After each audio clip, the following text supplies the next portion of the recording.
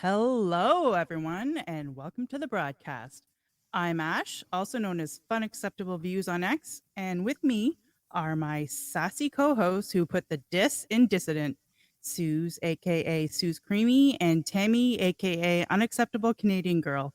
Hey, ladies, the pigs are flying, Hello. and the clowns are running the circus. Are you ready to get Orwellian and take a trip into Animal Farm tonight? Oh no, who did that? That was not me. That was not me. I don't know what you're talking about. I don't know. How you are girls doing? I'm just excellent. Oh wait, we don't use that word anymore. I forgot. Sorry. Too late. Sorry. I'm good. No, I'm you good. can use it today because Ash won't steal it. Oh, that's That's right. I'm right. excellente. There you Say it go. in another language. Is that better? I am most wonderful. Very Most good. Wonderful. And I'm spectacular. Spectacular. Also with us, and evening out our estrogen levels is our favorite fact checker, young Jamie, aka Perception Correction. Hey, Jamie, how's it hanging? Swell. It's going swell. Good, good. Ready to pick up some Pickton farms. Let's pick up some Pickton Ooh. facts. I like How that dare you. alliteration. Assume his gender. Dropping rhymes. What's wrong with you? All right. So tonight we have actually a pretty special episode. As some of you may know, Robert Pickton, one of Canada's most horrific and prolific serial killers, was just speared in the head with a sharpened broomstick just a few weeks ago in prison. And he just coincidentally recently died from his injuries. We have a strong belief that he didn't act alone and that, well, let's just say he was Epsteined. Our guest today is none other than our very own resident conspiracy theorist, Tammy, who's been coincidentally researching this very topic for months now. Hello, Tammy. Again. Hello. Welcome, Tammy. It's so nice to have you on. Thank Nice you to for meet you. having me. Nice to I'm meet you. delighted. Joining us. All right. So it's a little bit of a different sort of scenario here because it's my hosting, but I'm having Tammy as my guest because Tammy actually has some amazing guests coming up in the next few weeks of her hosting.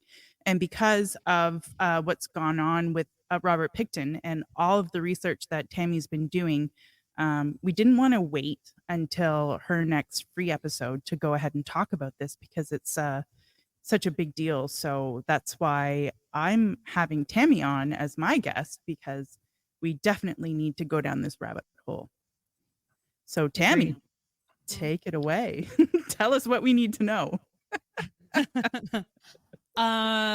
So I've been researching this for the last few months. I think I started back in middle of February, maybe. Not really sure what got me started on this. I can say when the trial was happening years and years ago, I had heard about it and was a little bit interested in it just because I've always been kind of interested in the serial killers and kind of, what makes them tick and stuff like that. But I really never paid much attention to it over the years. And then back in February, I had seen, and I think this is what kind of sparked it, but I had seen some information that Justin Trudeau was somehow involved in the Pickton farm. And I wanted to see if there was any truth behind it. So I started kind of digging in. I will say, I don't have any definitive proof that he was ever there. Now, in saying that, I'm not saying that he wasn't. There's definitely some strange coincidences that I will explain kind of as we go through kind of the history of all of this. But I have no definitive proof in the sense of there's no pictures. I've not been able to talk to anybody that could validate that they ever saw him there. And I have talked to many, many, many people that have been to these parties. So, I don't have that proof. Again, not saying he wasn't there, and definitely there's some timelines of things that could put him there. So I'll leave that there until we kind of circle around to that. I think now would be a good time for me and anyone else who would like to make a statement that I am not suicidal. I love my life. I know I've said this before, but I'm going to say it again. We should I really just am say not that. suicidal. We should start off every episode with "I'm excellent and I'm not suicidal." Yeah, I also am not suicidal. I'm deaf and blind, so I'm of no use to you. I'm deaf and blind. Oh man.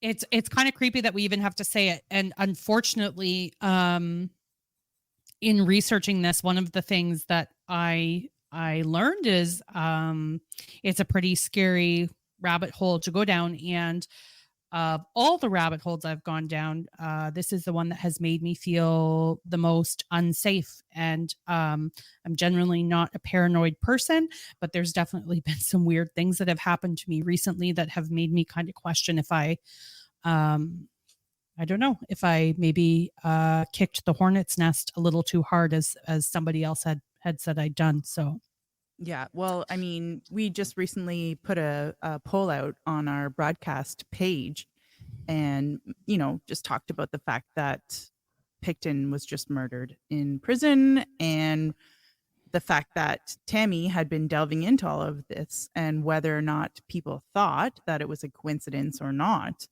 And we had a decent amount of responses. And I mean, there was a fair majority of people who thought that it's a possibility that by looking into this, recent events could have transgressed. I mean, who knows? It's a little bit strange that for something that has kind of been on the back burner for so long, and then Tammy, you start kind of poking around, and you have a pretty decent following on Twitter, so the fact that you have been mentioning some of the findings that you've come across, and kind of bringing light to this, and then all of a sudden, what do you know, he gets speared in the brain. So cool. We're all cool here. Yeah. I think there's leading up to this, there's been a couple things. So some important things to mention are he, as of February, he was eligible for day parole. He had not applied. So there was no trial or anything for it yet, but he was eligible as of February. Could that have maybe sparked something? Absolutely, because had he applied and received the approval, that would have given him the ability to potentially talk to media or to other people. Now, again, he hadn't applied, so I don't know.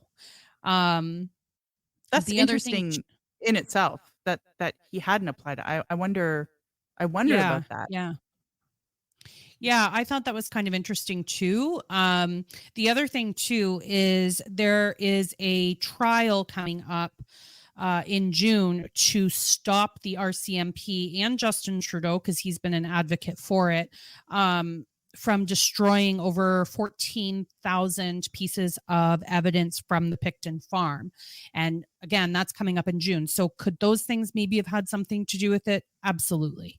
Tammy, maybe we should go just backtrack a little bit, just for anybody who is like an Ash in the group of people listening and don't know who the fuck Robert Pickton is. I mean, I only heard about him like a year ago.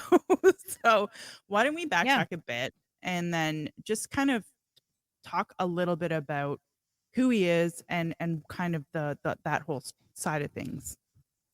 Yeah, so Robert Pickton was a pig farmer in Port Coquitlam, British Columbia. His parents were Louise Helen Arnold, later Louise Helen Pickton, and his father was Leonard Francis Pickton. He had a brother, David Pickton, as well as a sister, Linda Louise Pickton, but she later changed her name to Linda Louise Wright. So they had a pig farm out on Dominion Ave in Port Coquitlam. His father, there's not a lot of history around him, other than knowing that he was relatively abusive, was not around much. And basically, Louise Pickton was the one who kind of ran the show, and she was very abusive.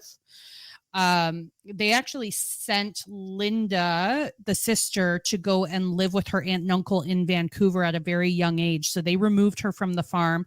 And the reason that I can find is that Louise Pickton didn't believe that a pig farm was any place for a young girl. I have some other theories on that, but that's kind of the backstory there. What are your other theories on that? My other theories are that there was stuff going on at that pig farm for a lot longer than what people think. And she was protecting her one and only daughter? I think so. Yes. Makes sense.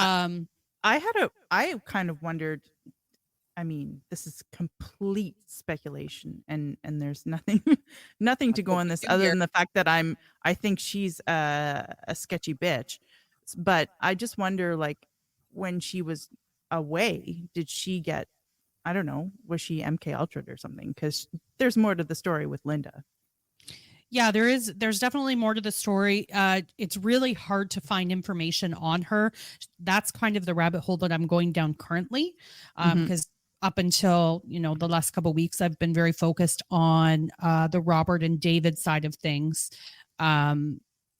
just because that was kind of where I started. And then I got into looking on the dark web for more information, which proved to be just a wealth of information, but I haven't kind of gone down the Linda Pickton rabbit hole on the dark web. So, maybe we have to do another episode at some point on that. Yeah, I feel like we need to do a couple because there's a lot here. It's a big story. But the reason that I think that there was more going on at that pig farm is the behavior of the mother. So Robert Pickton would hide in the pig carcasses because he was afraid of his mother.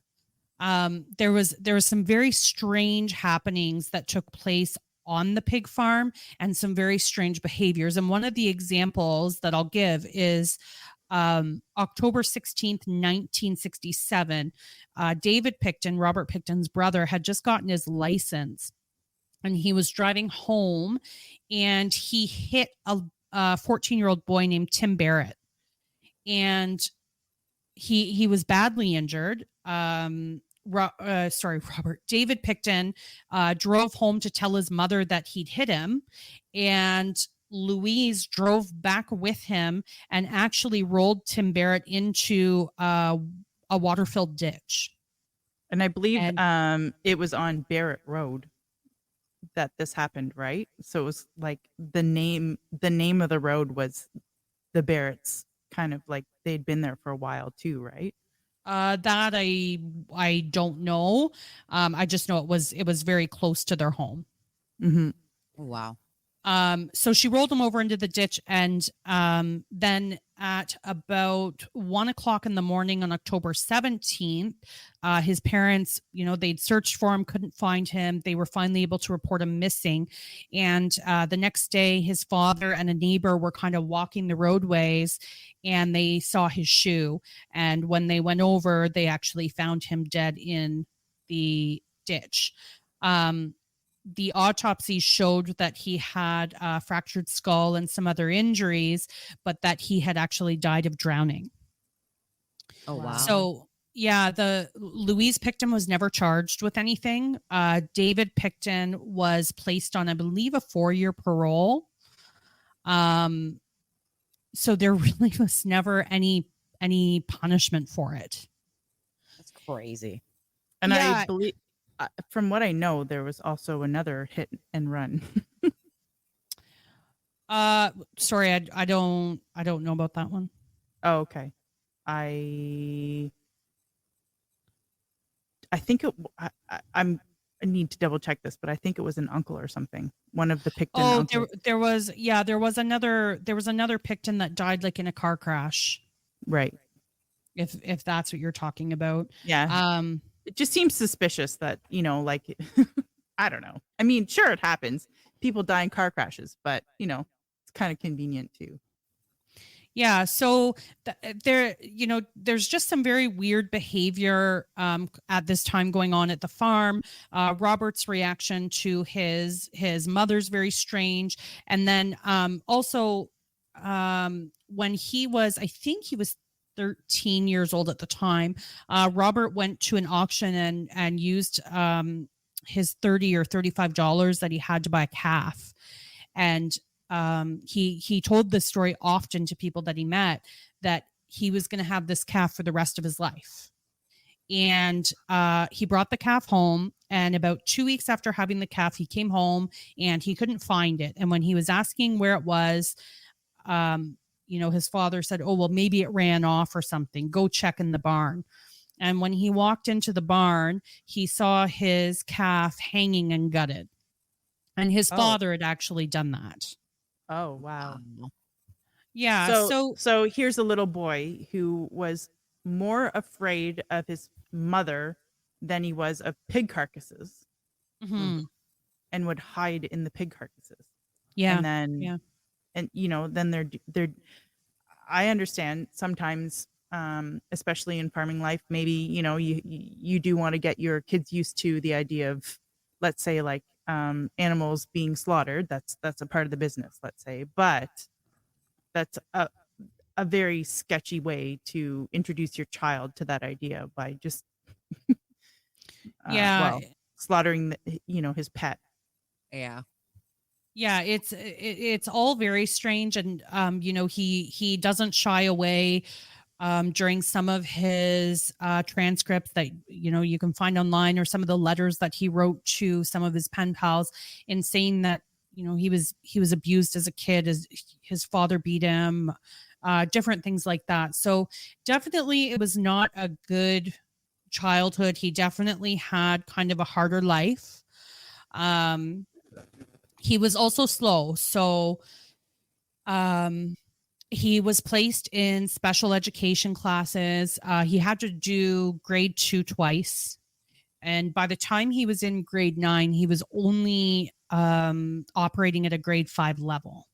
And then I believe when he was 16, he dropped out of school completely and went to go and learn butchering. Oh, wow. And so he did that for, I believe you have to do it for 7 years at that time. He did it for 6.5, and then he quit and went back to the pig farm. So he definitely didn't have a great life. He was picked on a lot in school. His mother wouldn't let them shower. They maybe showered or had a bath once a week. And it got to the point, like, as he was older and into his adult years, he almost had to be forced to have a bath. So definitely he took some strange things away from his childhood into his adult years. For sure. Wow. So that's kind of, the basics of how he grew up. The pig farm is a whole other thing. So getting into kind of that portion of it, he inherited, him and his brother and sister inherited the pig farm, obviously, after their parents died. So his dad died, I believe it was 1978. And then his mom died a year later, I'm pretty sure, 1979. And so they took over the pig farm, and it's said that he didn't start killing until the 90s. But I've also found things that say that he was active back to 1983. So, I mean, can I validate that? No, but I have seen some stuff on that. So his brother David. Tammy, can I just ask a quick question? What was the span of years that's like officially like documented that like all these women were missing and that he was charged for? What was that span of years? Well, I would love to give that to you, except that people have been going missing in British Columbia, in that area specifically, for decades, decades upon decades. They said that women started to go missing somewhere around 1995-ish, early 90s anyways. But it was happening. It definitely ramped up in the mid 90s, but it was happening for a long time. Oh, wow. So unfortunately, though, as this was happening, the police weren't paying any attention. So the years that women were actually going missing were between 1978 and 2001. That's a long time. That's a very long time. Yeah. And so in that time frame, it was like just over 65 women were reported missing. And that's just the ones that were reported. And that doesn't include the young men and the children. And here's the thing. So right now, the RCMP is petitioning to have how much evidence destroyed? Over 14,000 pieces. Over 14,000 pieces destroyed. And there are that many. How many people was Robert Pickton actually convicted of? Wasn't it like 6 or something? Something murdering? ridiculous? Yeah. So initially, they claimed that he had confessed to 49 murders. He never confessed. No, Never once. and this is important. This is what we were talking about last week, where we were talking about you not being a serial killer sympathizer. Yeah. Because obviously this is not a good dude. Where you're not like trying to protect this man. The point is that we feel like he didn't act alone, and so Right. Yeah. So I don't think that Robert Pickton was a good person. Definitely don't. But I don't believe for 1 second that he was acting alone. And I have every reason to believe this based on the stuff that I found. This has been going on for a very, very, very long time. The amount of missing persons in British Columbia are staggering. The numbers are it's like nothing I've ever seen before. And I started mapping it out. I literally have an interactive map on my computer that shows where all of these women had gone missing, and it's all concentrated to Vancouver and surrounding area. You have the odd one that's kind of out of the way, but not very many at all. And as of 2020, I believe it was, 70% of the 12,400 missing persons cases were listed as unknown. and Wow.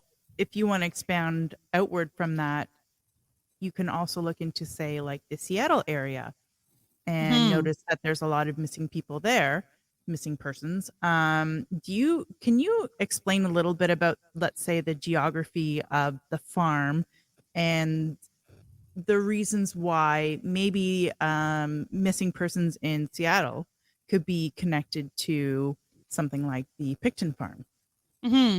Yeah. So at the same time as Robert Pickton was active,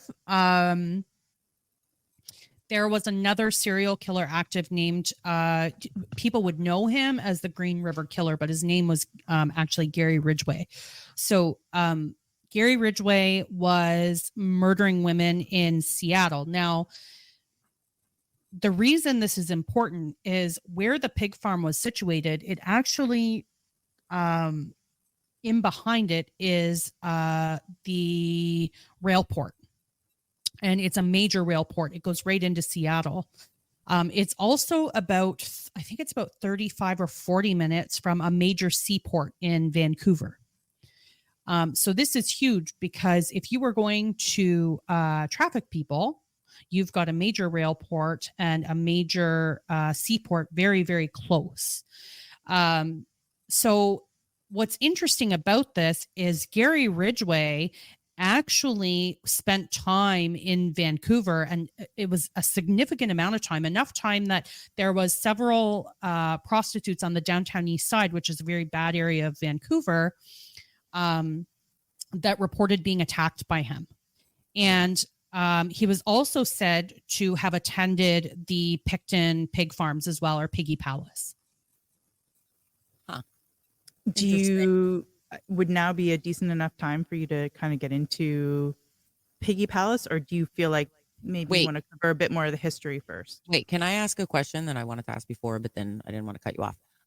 Regarding the RCMP and them petitioning to destroy 14,000 pieces of evidence, what bullshit reason has the RCMP given as to why they want to do that? They say it's, it's not useful, I guess.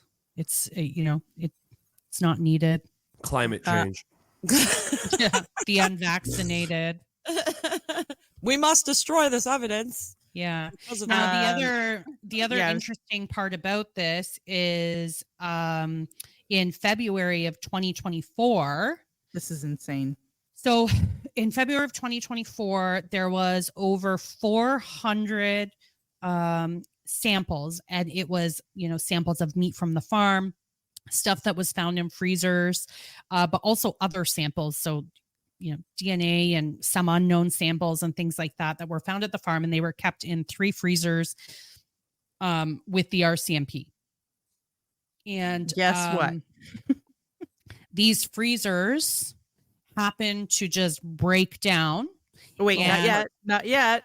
What did they do first? Well, I'm going to get to that. Okay. And all of the evidence was destroyed. Now, the interesting thing about this is back in 2021, the RCMP actually put forth a motion to have this exact evidence destroyed.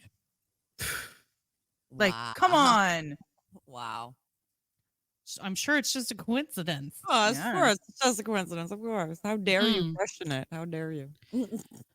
So there's a lot of moving parts to this, and it's really hard because you have so much going on in this time frame.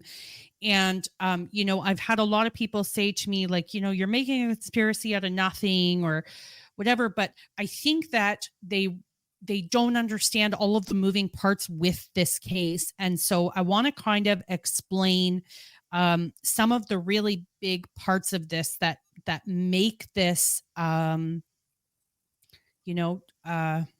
guess, very questionable in nature. So I'm going to start with Starnet because I think that's the easiest place to start. Actually, before I get into Starnet, I do want to explain Piggy Palace. So, because that's an important piece in this as well. But Piggy Palace was Piggy Palace. What is it? Good Times? Well, no, there's two different things here. So there's Piggy's Palace, which was opened up on Burns Road, which was right around the corner from the pig farm. And Piggy Palace was owned by David and Robert. They oftentimes had bands, and it's kind of where everybody went to go and hang out. And so off-duty RCMP were seen there, off-duty Vancouver police, many city councilors. It was a venue. And then, there was actually a city councilor that actually rented it out and had like a kids charity event there as well. So this was a place that was well known by people in the Vancouver area, obviously in Port Coquitlam, which is about 30 minutes from Vancouver. Very kind of well-known place. And David Pickton was the one who had the idea to start it because he felt that there was nowhere for people to go and just kind of hang out. So at this same time, he was also involved with some of the Hells Angels. And during this time, him and his brother also, with the help of his sister, which is important, opened up Piggy Palace Good Times Society, which was a federally, I'll say that again, federally registered charity. You don't say. So under this federally registered charity, they would throw parties in a barn on the pig farm that was previously a slaughterhouse. So this is where a lot of the confusion comes from, because you have people that say, oh, I went to Piggy Palace and I never saw whoever there or whatever. But you're talking about two different places. There was Piggy Palace on Burns, and then there was Piggy Palace Good Time Society, which threw these huge parties on the actual pig farm. Mm. And okay, even just by what we were talking about with Dave last weekend, we also know that there are different tiers within these secret societies or what have you, where maybe you don't get to party with the big wigs, right? There might Right. be a bunch of different sort of parties going on at the same time, where it's like, if you're in the in crowd, then maybe you get a different sort of party experience, let's say. Yes, and there was definitely some stuff that I have found of people who attended the parties that were kind of graduating through those levels. So, there was one story I had read about a woman who was asked to back herself into an oven. And What? she had to stay, she had to stay there for a length of time. And it was like they were doing these weird initiation things. And then she had to like eat a pig with her bare hands, and just some very strange things that they were asking these people to do. But when you read the stories of these encounters, it's very apparent that there was some tiered things going on. So some people saw stuff, some people did not see anything. Mm-hmm. Now, whether or not this is true, I mean, this is just, kind of going through and searching and seeing people's stories, right? So whether or not they're telling the truth, I don't know, but definitely based on some of the stuff that I've read, it very much seems as though there was a tiered approach. It certainly could all be hearsay, but I mean, all we're doing is trying to paint a picture of the everything that you've read and researched, and we're just kind of like presenting it, right? So people can take what they want from it. But and so these parties that they would have under the guise of, Piggy Palace Good Time Society charity would sometimes have up to 2,000 people at them. So a lot of people went to these things. Anybody in the area went. It's no secret that RCMP that were off duty were going, off duty Vancouver police, as I said before, city councilors and things like that. So, lots and lots of people going to these parties. Also, Linda Pickton was very well connected as well, right? So she had a lot of friends. So that would lead me to believe that these rumors of these well-connected people going are probably not rumors. In any case, that's kind of the background of the Piggy Palace. They had a lot of help because David Pickton was very much involved with the Hells Angels at this time. They had Hells Angels also working at Piggy's Palace on Burns Road. And then, of course, the Hells Angels were attending the parties and stuff like that. That's very common knowledge that really anybody could read about. At the same time that this was going on, David Pickton had also convinced Robert Pickton to let them run a chop shop on the Pickton farm property. So basically what was going on was they were working with the Hells Angels to run this chop shop, and they would bring stolen goods, cars, stuff like that to the farm, and they would bury it on the farm and then claim the insurance. So this was all going on as well. Yeah. So like when I say that there was ties to them, there was, they knew them well enough to run a chop shop. Right. Which you'd have to build up enough trust, let's say, for that, or whatever that would be. I don't know if that would be trust or, right. Yeah. Right. So that's pretty significant because, they had quite the operation going there. So, what kind of ties this all together is the connection to Starnet. So in 1995, a company called Starnet was operating out of Vancouver. So to my understanding, they originally started in Las Vegas, but they moved their head office to Vancouver. So the founder of Starnet was a man named Kenneth Lilac, who, to my understanding, still lives in BC based on what I was researching. And Starnet was located at 425 Carroll Street on Vancouver's downtown east side. So the downtown east side is a horrendous place that nobody wants to venture into. It's where everything bad happens. They literally have YouTube channels dedicated to people just walking around and showing you what it looks like down there. So Starnet ended up getting raided, and I want to say it was in August of 99, I believe that happened. So Starnet, basically what they were an online gambling company, and then they also had a pornography sector, and they specialized in streaming hardcore child porn and hardcore adult porn. And it was streamed to high-profile individuals across 66 countries. Wow. Lovely. Right. So they got raided again. I think it was August 1999 that they were raided, and they also raided the 6 executives' homes.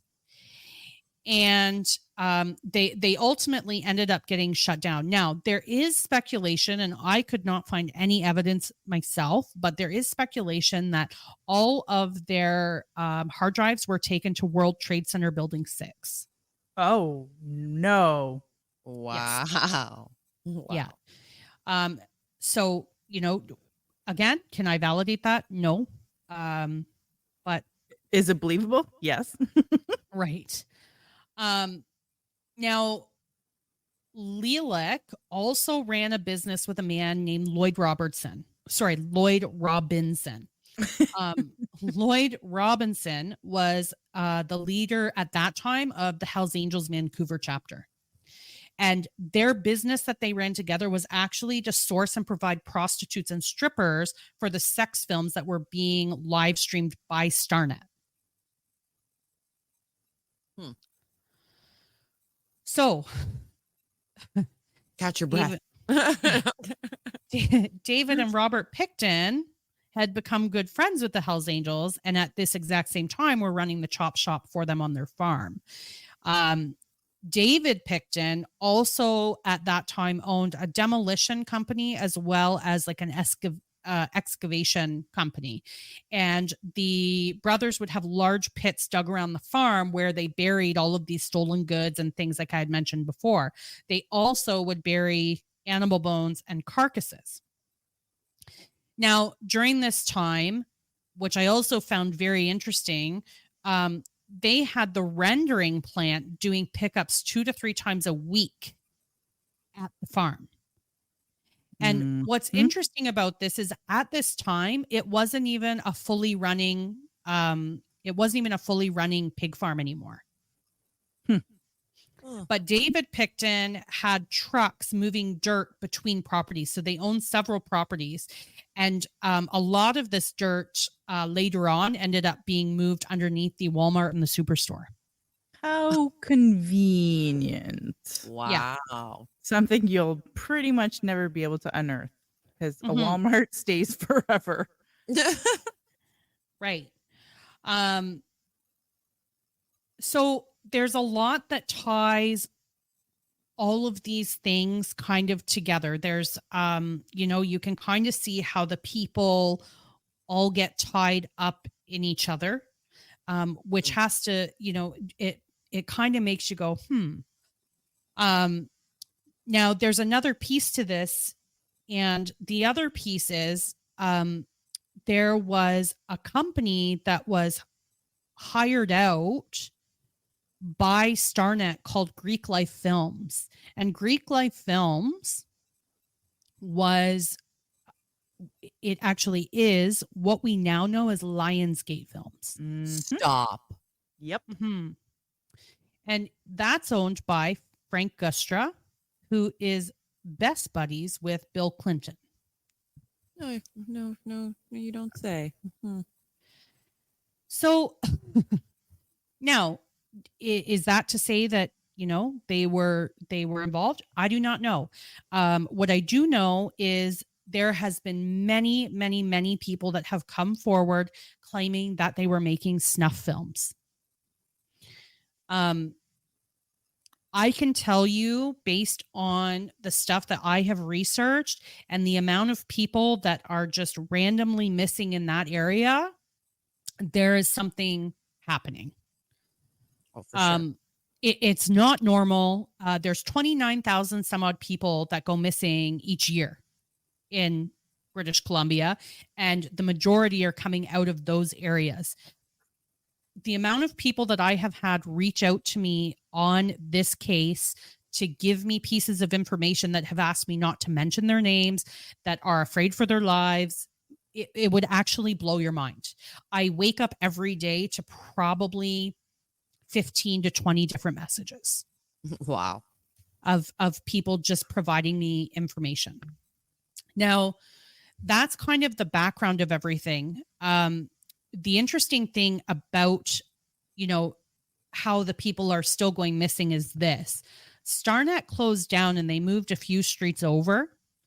And since they have kept the same employees with the exception of a few executive changes, but they've kept the same employees and have just changed their name several times.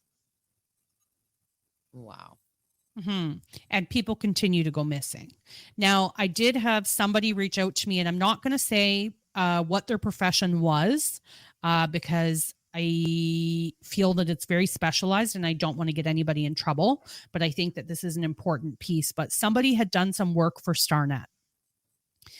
And while they were there, they personally witnessed these women and very young girls. And I say very young because this person, when they were working there, was in their early 20s. And they said some of the girls were significantly younger than they were. And they were being used in these films. And basically what you could do at Starnet was you could rent a room. And when you rented a room at Starnet, you would get a camera and you would get a girl. And you could do whatever you wanted to them. And it was all streamed to these 66 countries. Wow. Mm-hmm. Holy so, yeah. I have been screaming that this is so much bigger than, people care to admit. And this is why, because there's so much going on at that time. And, in terms of Trudeau's involvement, in 1998, he was teaching at Pitt River Middle School in Port Coquitlam.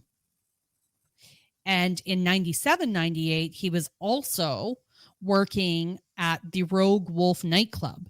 And that was a nightclub in Whistler that got shut down for, quite a few reasons. One of them was taxes, but also because they were operating illegally as an after-hours nightclub. And they were serving minors, allowing minors into the club, and offering them all-you-can-drink specials. And the doorman was Justin Trudeau. Of course. Fancy that. So the person letting the minors in was none other than our Prime Minister of Canada. Wow. Yeah. So while he was teaching at Pitt River Middle School. So this is all in 97, 98. That sounds like someone you want teaching your children. Right. And let's not go ahead. I was going to say, and running your country. Mm-hmm. And let's not forget that also he, around this time, it was a little bit later, but he was involved with Chris Ingvaldson, who was a teacher with him at West Point Grey, who was later charged with sex crimes against children. Oh, that's right. I remember that. Mm-hmm. So this is all going on in BC in kind of this time span, right? Now, in terms of Robert Pickton, I don't think he was a good person. I definitely believe he had a hand in, what was going on. But if you look at the transcripts where, he was interviewed several times by police leading up to the very big raid that happened at his home. But There's some things that just don't jive for me. And, one of them is he lived in a motorhome on the property. His brother David actually lived in the house. Now, David moved out later and lived at the property at Burns where the Piggy Palace was. But his kids lived, like David Pickton's kids lived on the farm. Robert Pickton also had multiple friends staying with him on the farm at any given time. So he actually tried to help some of the prostitutes get off drugs. And he didn't drink, he didn't do drugs, he didn't do anything like that. So again, I don't believe he was a good person, but pinning all of this on him, I don't buy it for a second. He was slow.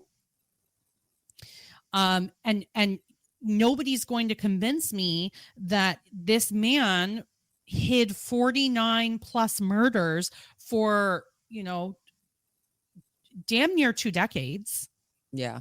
And wasn't a lot of the evidence found specifically in the home, right? Yeah. So that's the other thing. A ton of the evidence was found in the home. And when you're looking through it, a bunch of it says, found in David Pickton's nightstand. I can't tell you how much of the evidence was found in David Pickton's bedroom and his nightstand and all this stuff. But you want people to believe that Robert Pickton acted alone? Wow. So we don't know where David Pickton is right now, right? So he was in Vegas for a little while there or something like that, he's traveled around. Anytime he goes back to Vancouver, and this is what's interesting, the locals put up signs with his picture and say, stay away from this man. He's a sex offender. He actually was charged as a sex offender. I can't remember the year, maybe 97. I'd have to double check that. But he assaulted a woman, sexually assaulted her on the farm. Oh, wow. Yeah. So she was actually a worker on the farm. But since this has all kind of happened and the farm was, Robert Pickton went to jail and stuff like that. David Pickton decided to start a children's charity at 80 Rose Lane in Ghana. That would be an interesting rabbit hole, I'm sure. Wow. So I've tried, but it's very hard to find. And when you try to Google Earth, because I thought I'm going to try to Google Earth it, it's basically like an open field. What's the address again? It's 80 Rose Lane in Ghana. And when I tried to actually find it, the last time I went to go look at it, it X'd it out and I wasn't even able to see it. Oh, wow. So there's very little information on it. He had a Facebook page that he maybe did a couple posts on, and that was it. And then there was a website, but you can no longer view the website. So there's very little information about it. I think it's interesting that he chose a children's charity. It's a charity, and there's no information on it. So how do you donate? Right. Yeah, it's very, very strange.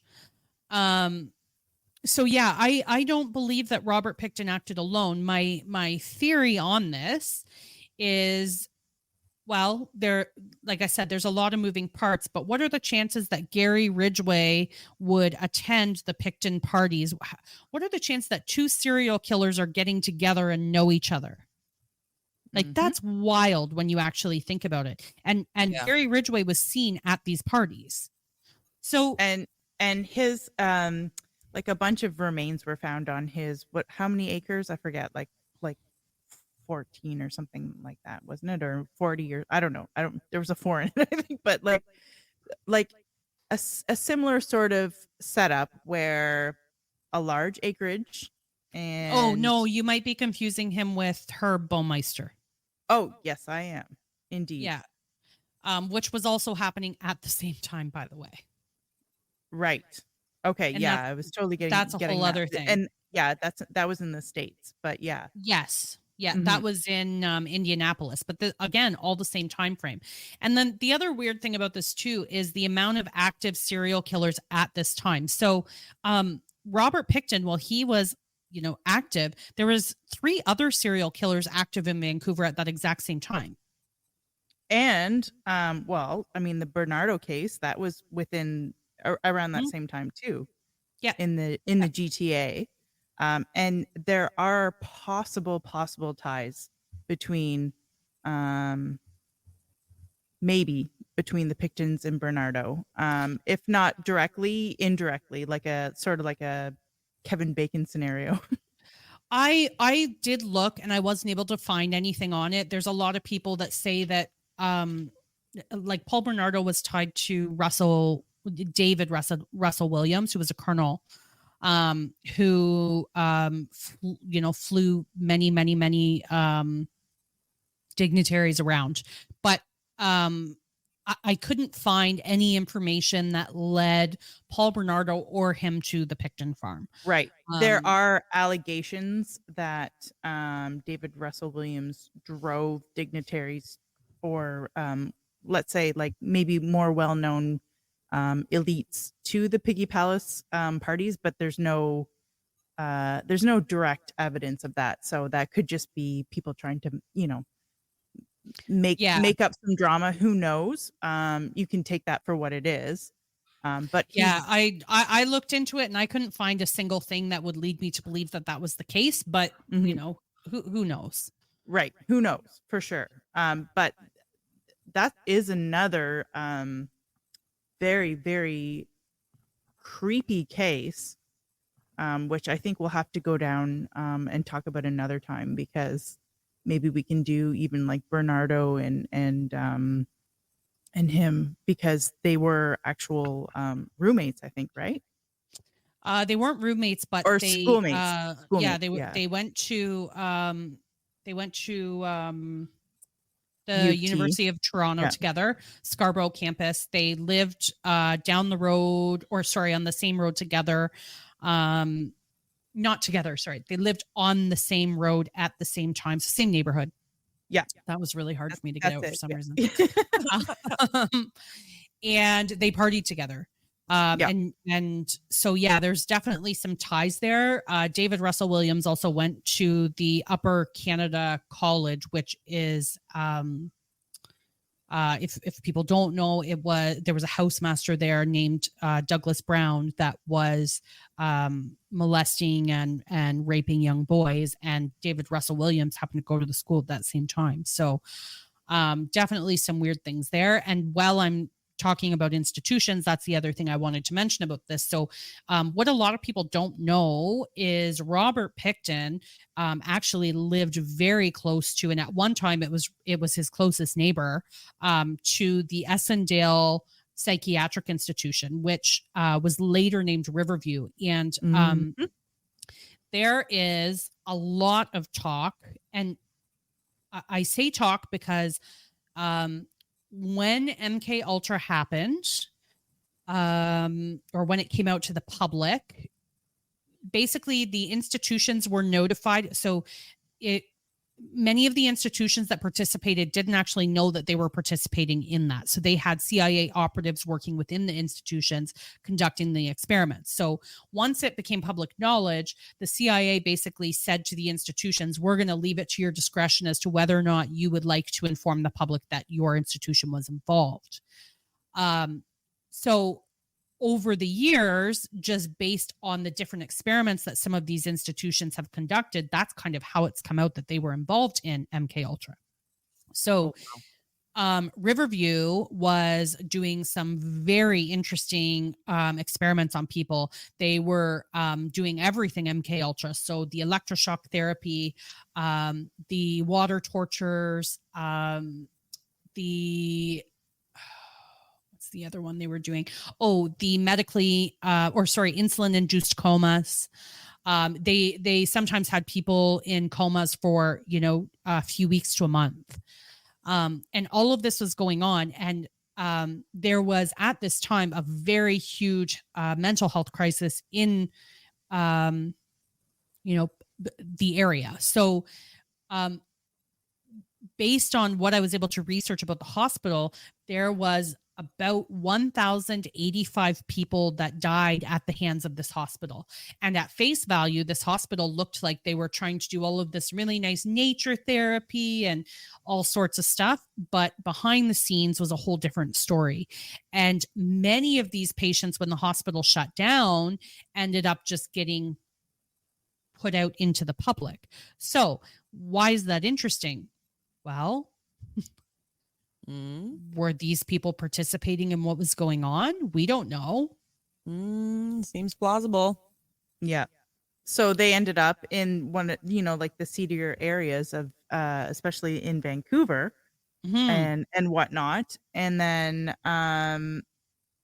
from what I read on the subject, there are sort of speculations that a lot of them committed suicide or whatever, but basically they went missing, or died. But was there some sort of a connection to the Pickton farm? Who knows? Because it's it's almost like that, the lower dregs of society where they've been kind of shoved off into the seedier areas, and maybe people don't care about them the same way. They don't have the same sort of family They to won't look be after them, missed. and exactly. And so who knows?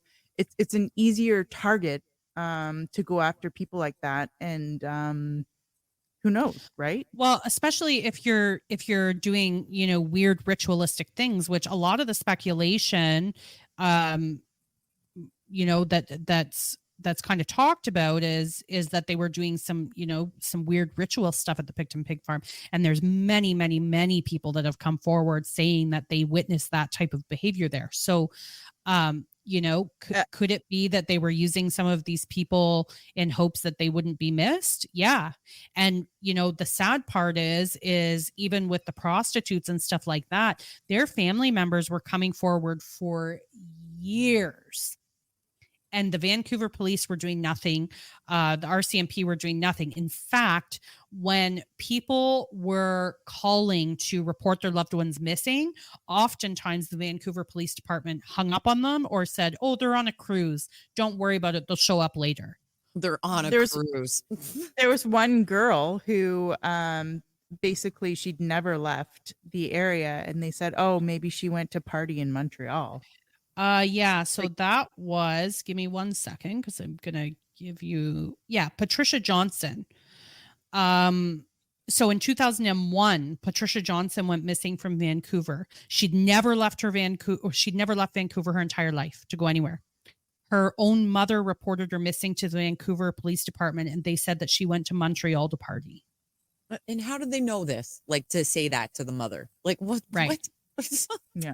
It's absolutely, when you actually dig into it and you hear some of the things that were said to these family members by the Vancouver Police Department or whoever it was that was answering the phone there, it's honestly horrendous, because I can't imagine having a missing loved one and being either hung up on or told it's fine, they're on a cruise, or no, they just went to Montreal. Like, what would ever possess you to say that?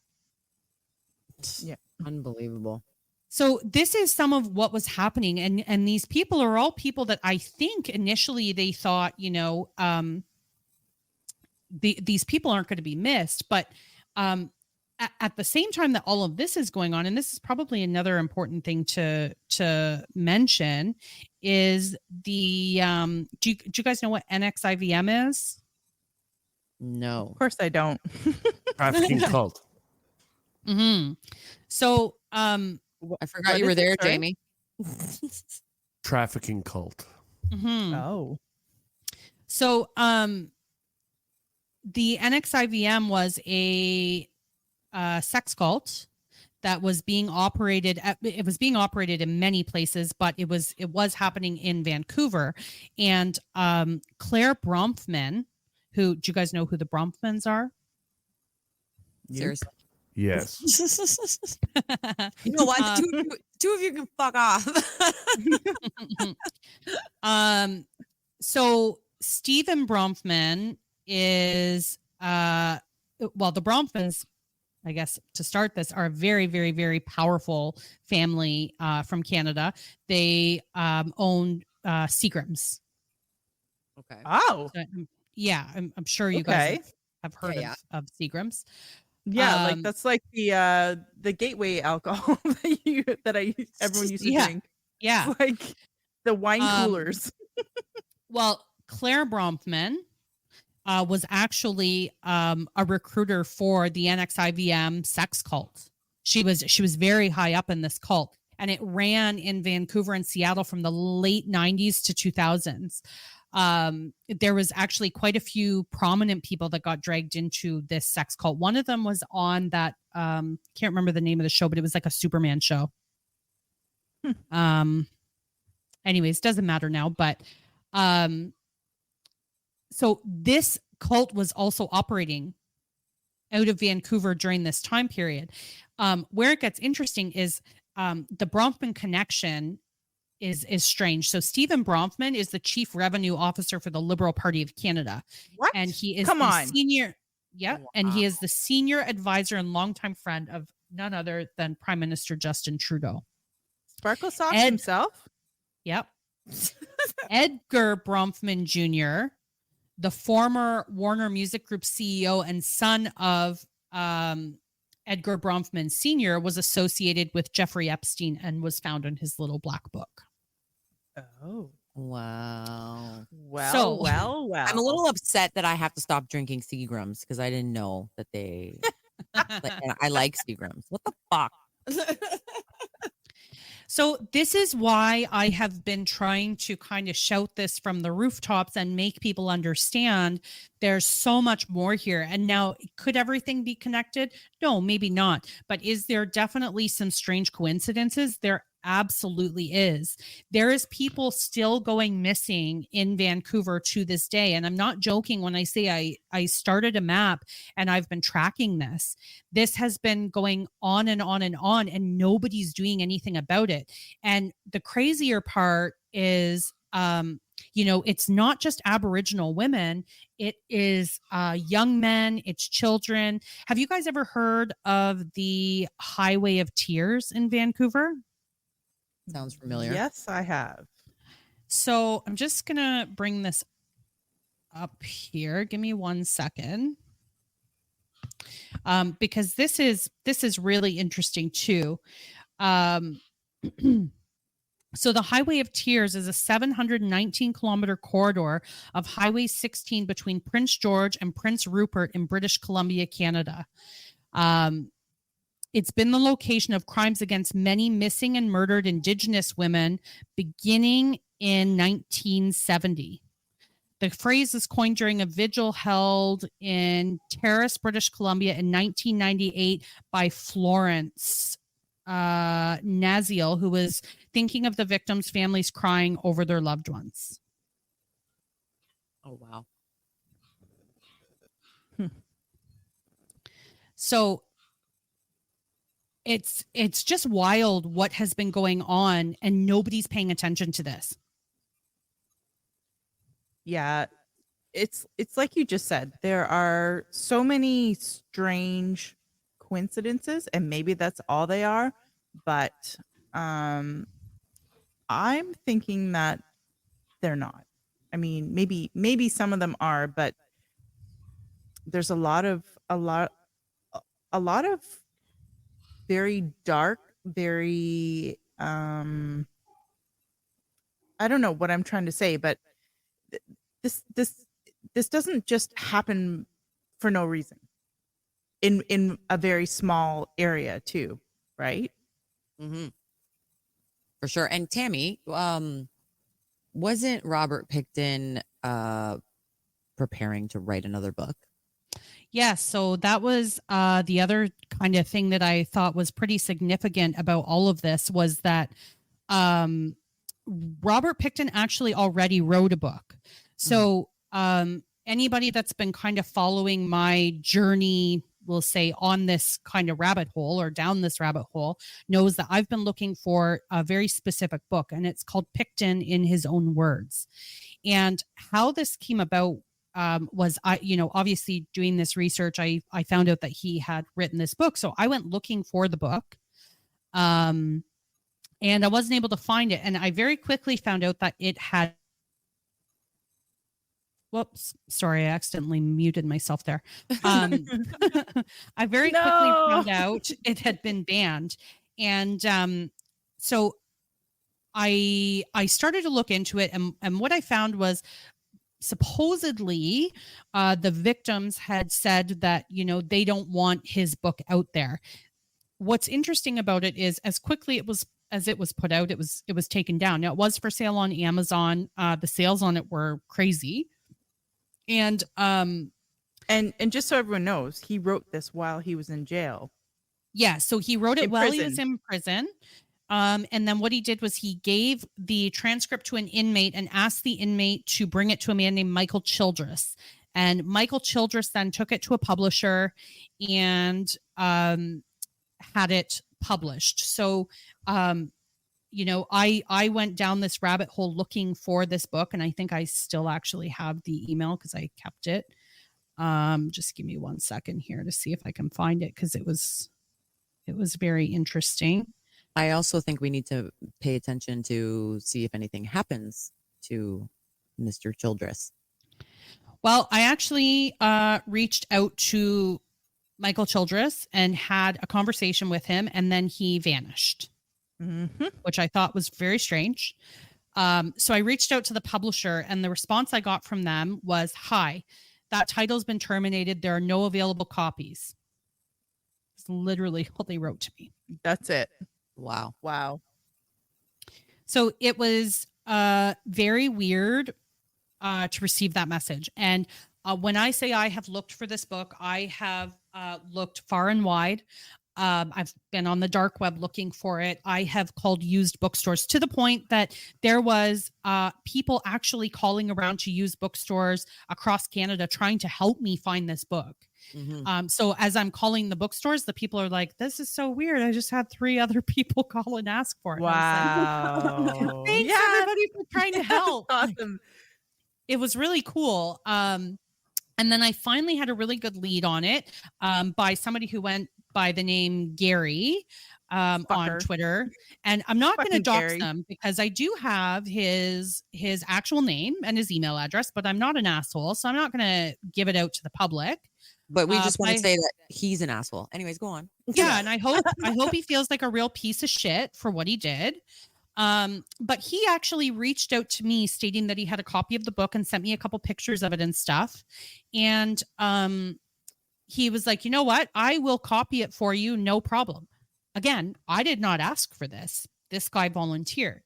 And so about a week goes by, and he'd messaged me in between and said, "Sorry, forgot to bring it to work with me today. I'll see if maybe my wife could copy it and give it to you or whatever." And then he just kind of went radio silent. Well, somebody sent me a picture and said, "Hey, found a copy on eBay," and it was up for sale for $56,000 or $52,000. I can't remember. And here it was Gary, but he stupidly used his real name on eBay, or like the acronym of his real name, same as what he was using in his email. And I was like, wow, what a piece of shit. So instead of doing, the right thing, and I say the right thing, not because this guy owed me the book, but this might have been the public's only chance at figuring out what was in that book, because what I was going to do is make sure that it was available to everybody. And obviously there's no copies out there. Obviously, people have gone to great lengths to make sure we don't know what the fuck is in that book. And you got to ask why. Well, right. Robert, so if anyone out there has the book and would like to share that, please do reach out to us. But please don't ask for $52,000 for it. Yeah. The sad thing about that too was I would have paid him what I could, just for his troubles and for the fact that he was decent enough at that time to even offer to do it. But instead he behaved like a dickwad and tried to make money off it. So in the end, he ended up getting mass reported by my followers because I took a screenshot of it and put it on Twitter. He got mass reported and booted from eBay. Which, fuck you, Gary. Fuck you, Fuck Gary. you, Gary. Can we call Gary Arliss? Think about it. Take away the R. So I do have somebody else that has copy, and I've been very hesitant to even like say this out loud because I don't want to jinx it. But they're working on copying it for me, or so they say. And I'm trying to hopefully put a little bit of faith into that. But whether or not it happens, I don't know. Definitely very strange that Michael Childress just kind of dropped off the radar because we were having quite a pleasant conversation, and he just disappeared. So that, that kind of sucks. But the reason I want this book so bad is because Pickton on several occasions, and it was in the transcripts that, I gave to you guys. It was also on the video footage for the Project Even-Handed, which was basically when the RCMP, they had jailed him and they put in an undercover RCMP officer into the cell with him to try to get information out of him. And he states on numerous occasions that, they're going to nail me to the cross, but if they get me, they're taking, 15 other people down with me. And he has stated on numerous occasions that he did not act alone. He repeatedly stated that he was the fall guy and that, there were so many other people involved, and he never admitted to the murders. So if you actually, how the media framed it was that during Project Even-Handed, while the RCMP officer was in the cell with him, he admitted to the murders. No, he did not. What he actually said was, I wanted to make it an even 50. But that could have been butchering. Mm-hmm. He never states that he actually murdered anybody.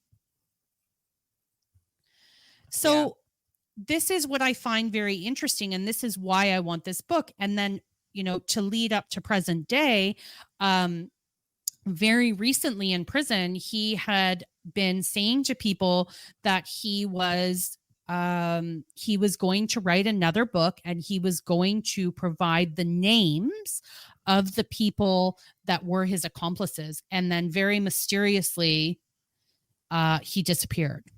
And well, not disappeared, but got unalived. Got unalived. And this just also goes to show you how not intelligent he was, because he should, like, any smart person would have never said that out loud, that they were going to do this, right? Because they would have known, like, okay, I'm in serious danger if I actually say this out loud. But like, he wasn't smart enough to even realize that. Yeah. Keep that shit to yourself for like another, I don't know, 2 months, buddy. Exactly. On day parole, for God's sakes.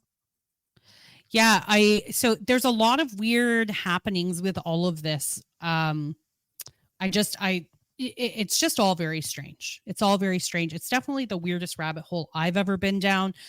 There's so much more to the story, but that's kind of, say in a nutshell, but it was like an hour and 15 minutes of talking about in it. a pig pen. Yeah. It's a very big pig pen. And then the other thing that I wanted to mention was his corrections officer, who actually came forward on, I can't remember whose podcast it was. Or sorry, I don't even think it was a podcast. It was just like a news thing. But he had spent time with Robert Pickton, like he was his actual guard in the first prison that Robert Pickton was in for years, and got to know him very, very well. And he even said, it's no secret that Robert Pickton was not acting alone. Huh. So I was going to try to find the tweet, but I can't find it because that had his actual name and everything. But is he still alive? Yeah. Did he vanish too?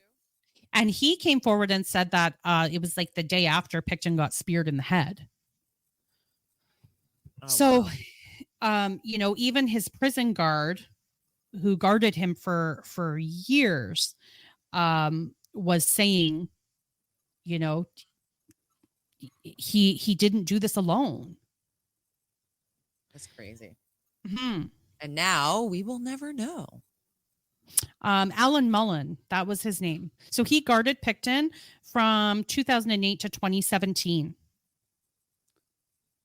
And his actual quote was, "It's not a secret for the last 20 years. Anyone on the inside or anyone with investigative experience within this case knows these murders were not committed solely by Pickton.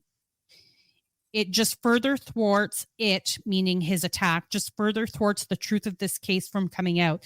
If he dies, a big portion of the truth dies with him. He didn't act alone, not even close."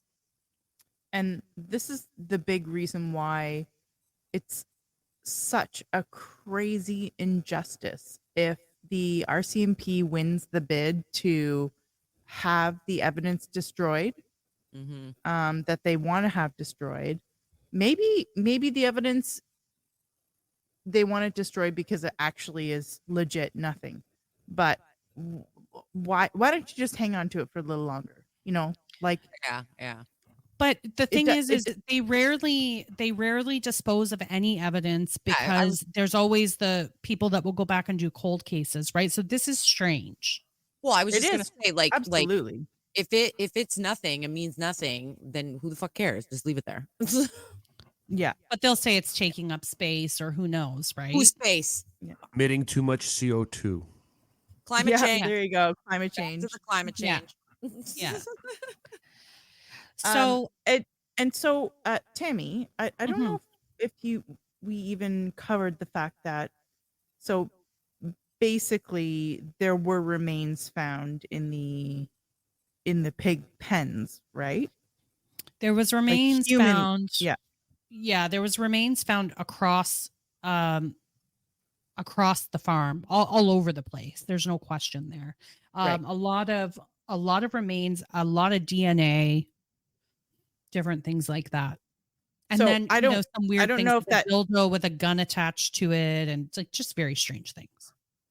I don't know if it needs to be explicit, but just so people understand that the thing is here that pigs will eat anything.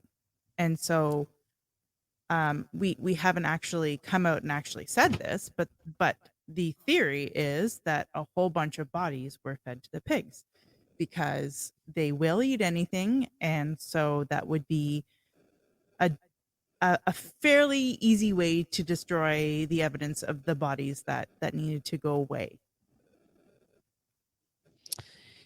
Yeah.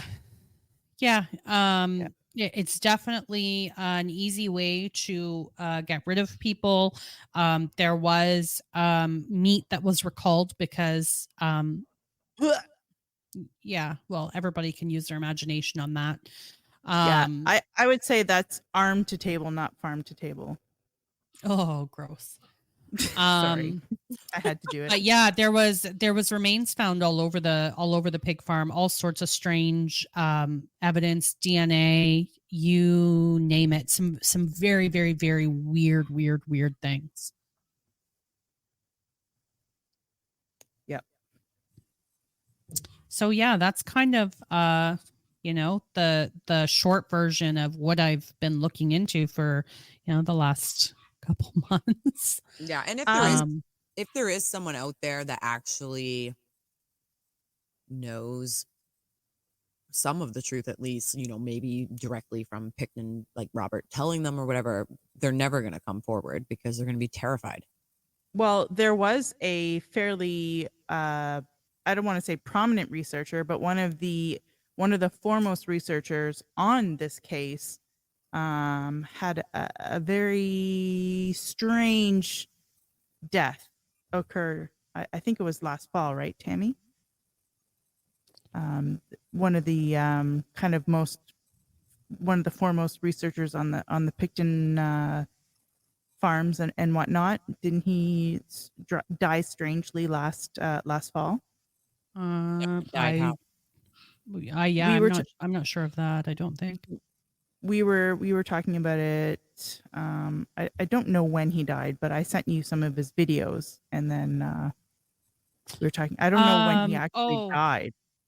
Yes, I know who you're talking about. Shoot, I can't remember his name now. Yeah, Yes, I should have. he did an interview actually at the hotel. So how did he die? Like downtown in Vancouver. I can't remember. I really didn't look into him too much. I really just watched the documentary to kind of get some very high level information about Starnet. But he had a lot to say. I just can't remember what his name Yeah, and was. I should have had that prepared too, because I did. I have been thinking about it, but apparently his son is maybe continuing on with the research. I don't know, but and I don't know how he died, but I think it was pretty I don't know, pretty suspicious, and his son thinks so too. So that is what it is. Yeah, I was And just looking back to see if I could find where we were kind of talking about it, but I don't see it, and I can't for the life of his name escapes me. I might actually have it in my notes here. I lost my chat on X when we were talking about it, so all of that information that we were sending back and forth is now gone, of course. You suck, X. Yeah. Yeah, I can't remember what his name was, but his name has come across my plate many times during this. And I don't know his association with it, but oh, you know what? I think I actually have the documentary bookmarked, but he had done, now maybe he was just interested. I'm not too sure, but he had done a ton of research to kind of take a look at Starnet, and that's part of where I got a lot of the kind of I'll say background on Starnet, like the very basic stuff. That's how I learned of Starnet. Oh, interesting. Okay.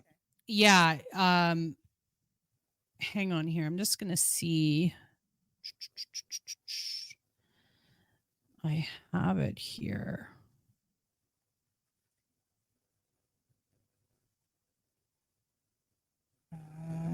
I wonder if I do No. too. I know he came across many times. I just can't remember his name. Anyways, if I can find it, I will add it to our notes for the show so that other people can take a look, because he did do quite an interesting. David Hawkins. That's it. It. Yeah. Yeah. His son said he's receiving death threats and believe his father was taken out by a Trudeau Foundation hit. Oh, wow. Mm-hmm. Now, I don't know how he died. I've never looked into it, so I don't want to say that it was suspicious. I have no idea. I mean, maybe somebody can Google it now and find out, but get on it, Jamie. Yeah. Tammy, did you want to talk at all about the Matrix 5 thing, or is that just a little bit too new yet to get into, just in case other listeners have maybe some information, or I don't really want to speak to it because I really don't know what it is. It's something that I keep seeing brought across, saying that people involved were pushing Matrix 5 propaganda, but I don't even know what that means. So it's something that I've been trying to kind of figure out, but I just keep coming up with dead ends. So there's very weird stuff involving the Pickton sister, Linda. And again, I said at the beginning, I haven't really dug into her much. That's kind of what I started to get into today, because I do believe that she has a hand in this, but I think she's kind of, a background player. So just with her connections to Justin Trudeau. So she's on the Privy Council of Canada. Which is fucked up. Yeah. Yeah. And she was also very good friends with a woman named, I think her name is Carol Taylor. So this is just very high level stuff that I've come across in my very recent searches on Linda Wright or Linda Pickton, whatever you want to call her. But I believe Carol Taylor was involved in Vancouver politically. She may have been married to a mayor. Yeah. Yes. I think. Yeah. I think so. She was courted to run for mayor of Vancouver. Yeah. But she was a very good friend of, or is a very good friend of Linda Pickton. Mm-hmm. So it's interesting because they got that federal party status, which Linda helped them get for federal registered charity status, which Linda helped them get. And again, this is what I said, she was very well connected, and she had friends that were very politically connected. And Carol Taylor was the chair of the Canadian Broadcasting Corporation, or CBC. Come on. Yeah, from 2001 until like 2005, I think. And then she actually resigned so that she could try to be nominated for the British Columbia Liberal Party. Oh, the depths we get into. Yeah. So again, for people that think that this is just, it's no big deal, there's a lot of reasons that people think that this was much bigger.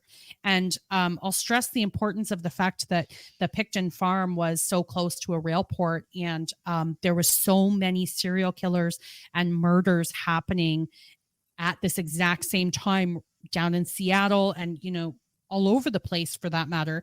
I believe that this was part of a much bigger human trafficking operation. I believe it is still happening. And I believe that the Pickton Pig Farm was the dumping ground. Mm-hmm. That is what I believe. Now, I believe that there was other things happening there as well. Definitely could there have been some ritual things happening and stuff like that? Yep. But I definitely, without a doubt, believe that the Pickton Pig Farm was a dumping ground for human traffickers. Yeah. So everyone, So I've been searching for this. This is fucked. Everything, like, through 3 different search engines right now. I've gone through like 9 to 11 pages on 3 different ones, and Buddy's death has just been fucking funneled to the front, and like anything else you're trying to find is bye-bye. Mm-hmm. Okay, but so it doesn't say how he died? I can't find anything. Oh, wow. Oh, and Tammy's noticed that some stuff that was available even last week is now hard to find. It's gone. It's been scrubbed. They're already memory holding. Wow. And so all of this prompted me to start using the dark web. So I don't use the regular internet really at all anymore. Don't get lost over there, okay? Make sure you come back. Well, it's funny because the dark web is we've been fear-mongered hard with the It's dark really web. sunshine and rainbows over there? It looks just like the regular internet. It's nothing scary. Probably less rainbows, which probably is good in the month of June.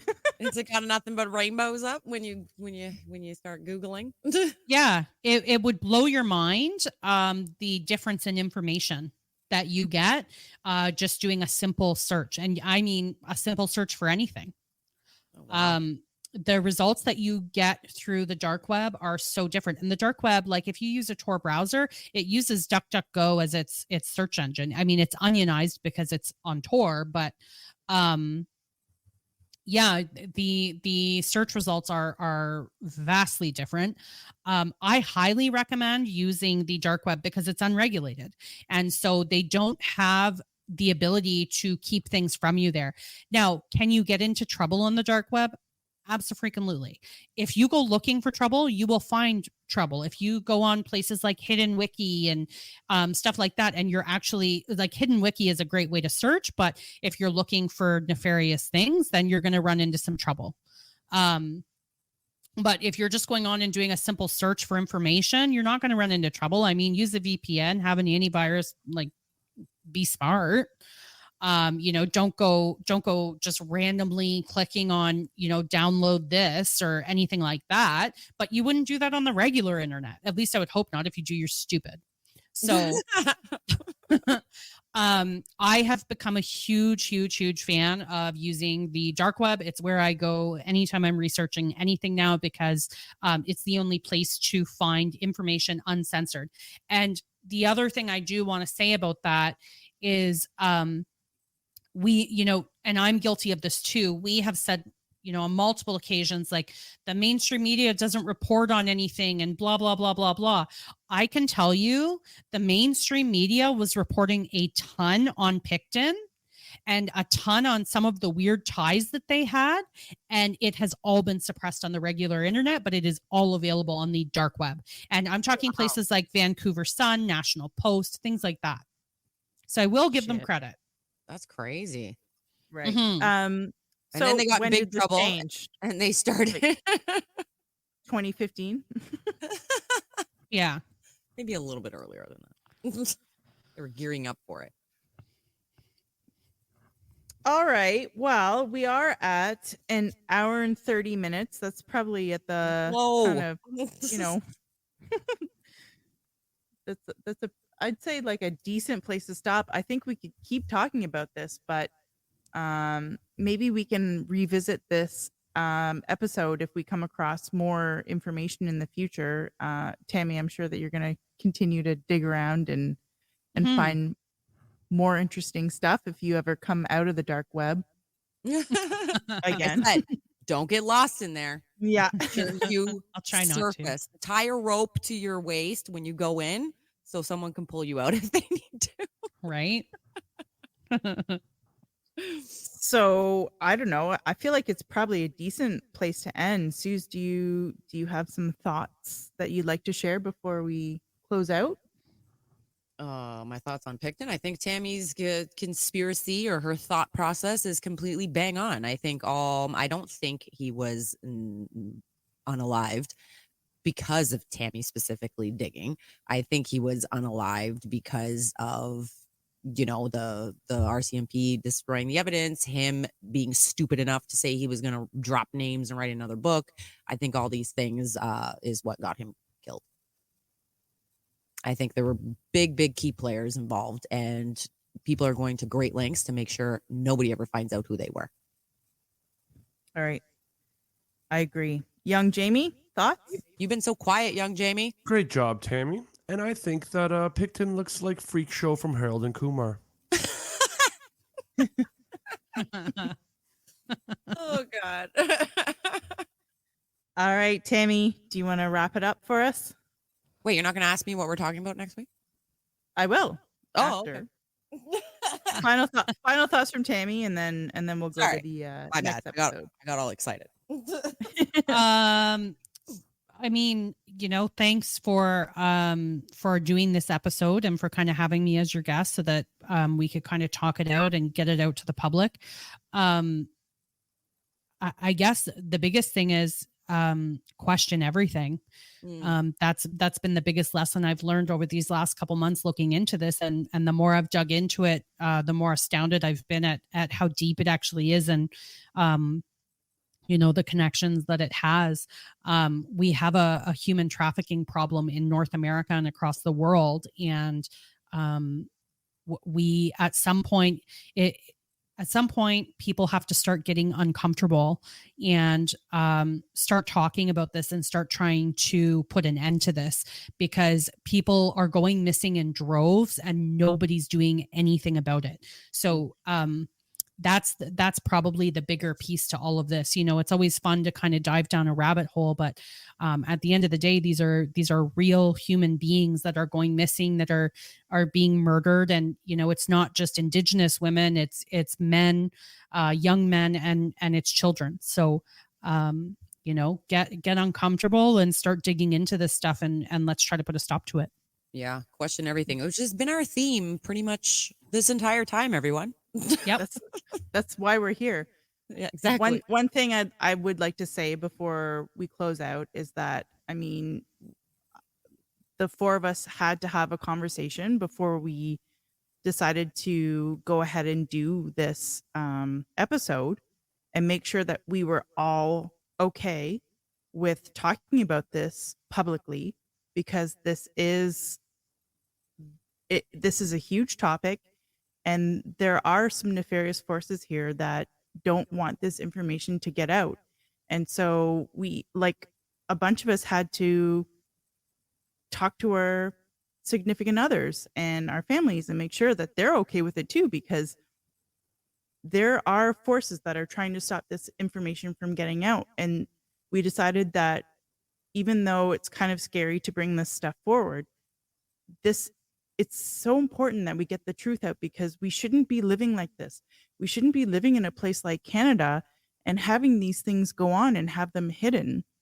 And so this is why we decided to go ahead and bring this forth and put it out publicly, even though, I mean, I'm not trying to be dramatic here, but potentially it could endanger our lives, because there are people who are dying. Obviously, Robert Pickton himself has just succumbed to this silencing of the truth. So we have to garner our courage and keep talking about these things, because we should not be living in a democracy and be worried about sharing the truth on things that are so heinous and should not be happening in our societies. This should not be happening, and we shouldn't be afraid to bring this forth. But we did have to have that conversation and make sure that we were all on the same page and okay with talking about it. So, and we need well said.